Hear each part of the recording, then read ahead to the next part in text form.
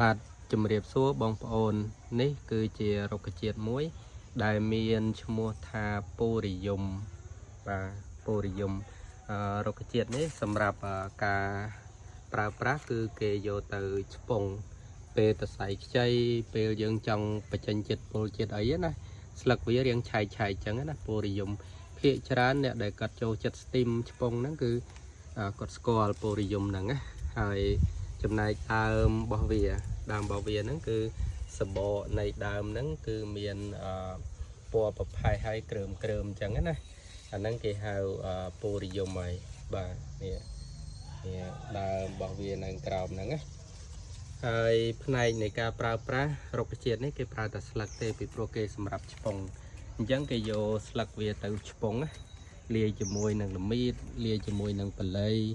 លាយជាមួយនឹងស្លឹកក្រូចសើចឬក៏ផ្លែក្រូចសើចអីជាដើមអញ្ចឹងរុក្ខជាតិហ្នឹងគឺគេប្រើរបៀបហ្នឹង